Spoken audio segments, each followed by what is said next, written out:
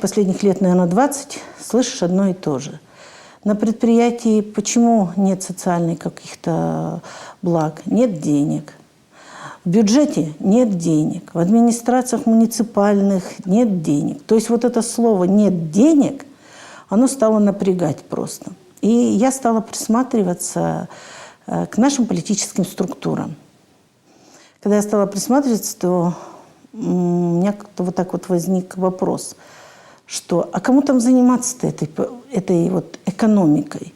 То есть там, что в депутатском корпусе, что в других каких-то вот наших исполнительно-законодательных органах, почему-то проще всегда сказать «нет денег». Никто не дает анализа, по какой причине этих денег нет. Справедливость, она должна быть везде. И поэтому, когда ты примерно знаешь, сколько миллиардов получает республика налогов, а это более 100 миллиардов, и в то же время в республике нет денег, вот это как раз меня подтолкнуло, что а где же наша справедливость распределения этих налогов? Почему эти налоги, например, не остаются в той части, которая, в общем-то, необходима для воспроизводства? Не то, что я не говорю, что не надо перечислять, да, мы являемся донором. Я считаю, что мы должны все-таки проводить какой-то очень серьезный анализ и представлять в федерацию свои аргументы, что для того, чтобы получать от нас эти деньги, мы должны воспроизводить у себя и дороги строить, и производство развивать, и малый бизнес развивать, для того, чтобы получать эти налоги.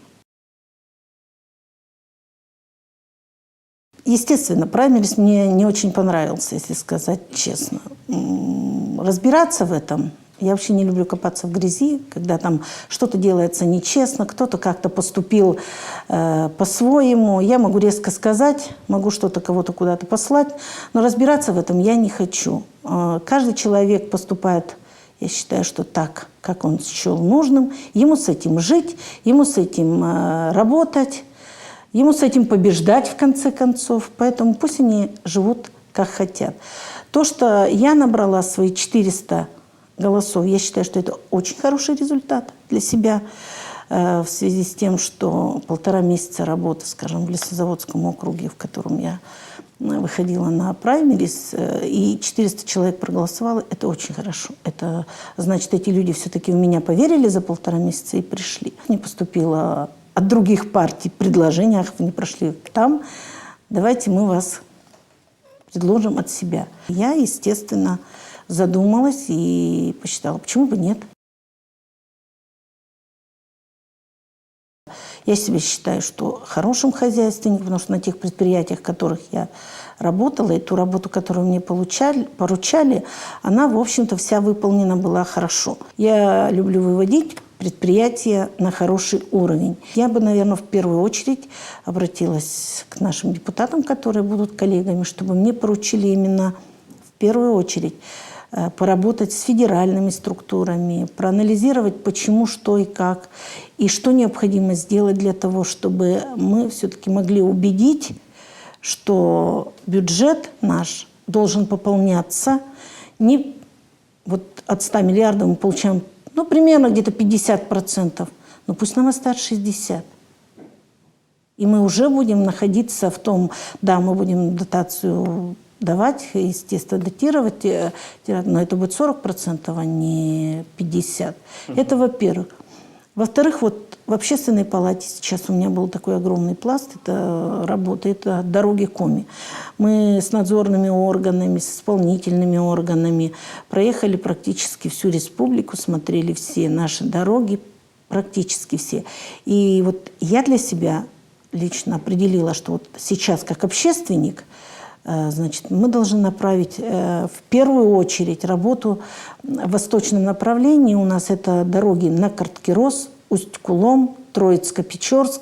Это там, где движение машин достаточно интенсивное, а дороги совсем никуда не годные. Это нужно работать с нашим бизнесом. Они должны либо, значит, законодательство исполнять, если не положено возить большими машинами, лесовозами свыше 40 тонн, значит, они либо должны к этому прислушиваться и исполнять законодательные нормативы, либо они должны выделять дополнительные деньги без всяких там «а вы вот нам, а мы вот вам». То есть не нарушайте, будьте добры, кроме штрафных санкций, еще и пополнять бюджеты дополнительно на ремонт этих дорог.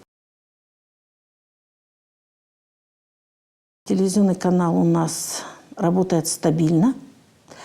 Значит, мы четко следим за техническим развитием нашего канала, потому что все идет, все движется, все изменяется, и поэтому останавливаться на достигнутом никогда нельзя. В первую очередь мы сейчас обращаем внимание на качество, потому что стало очень много продукции, которая некачественная. И когда нам ее предлагают в том же рекламном рынке, да, значит, создают какие-то продукты совершенно некачественные, при этом направляют к нам за деньги, естественно, что вот вы, пожалуйста, покажите вот эти ролики, вот это. Вы знаете, мы в последнее время отказываемся от этого. Мы хотим, чтобы рейтинг нашего канала и вообще отношение к нашему каналу был хорошим. И в то же время я же экономист, я хозяйственник. Я, естественно, хочу, чтобы доходы наши увеличивались, а не снижались. Поэтому мы четко следим за рекламным рынком. Слава богу, что у нас пока все стабильно, нет такого падения. Цены на рекламу у нас стабильные. Этим мы тоже привлекаем наших клиентов, привлекаем и тем, что мы действительно делаем им качественный продукт. Мы следим за всем рекламным рынком, и поэтому, когда наши конкуренты, кто-то или еще что беспокоятся, я считаю, что это нормально, потому что если нам это будет выгодно, то я честно говорю, если это нам будет выгодно, если это нам даст определенный доход, то мы этим займемся. И неважно, есть на этом поле, медиаполе какие-то у нас дополнительные конкуренты или нет, мы все равно этим заниматься будем. Потому что в противном случае мы останемся без денег, а, соответственно, мы разойдемся. Это же нормальный бизнес, такой же бизнес. И для того, чтобы нам снижать, например, те же субсидии из бюджета, а мы их постепенно снижаем, а не увеличиваем. То есть мы в сравнении с прошлым годом уже получаем меньше из бюджета, потому что мы стремимся заработать эти деньги. Вот был такой у нас пример. Обратились к нам инвалиды, пенсионеры с Лимью по автобусу. Но для того, чтобы им добраться в ту же поликлинику, нужно на 2 автобусах ездить. А талончики дают там всего лишь 1. То есть им это невыгодно. Мучаются они уже через суды, куда они только не обращались.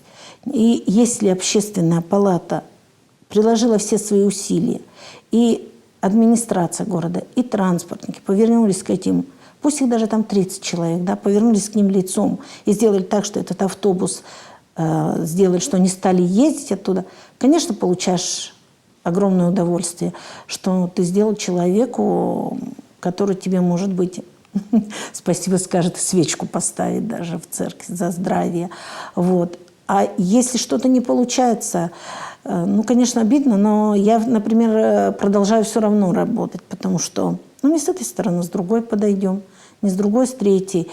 Важно, что если это проблема, если люди обращаются, значит, они верят. Общественная палата на сегодня у нас такая действенная, работает хорошо, и мы стараемся помогать очень многим.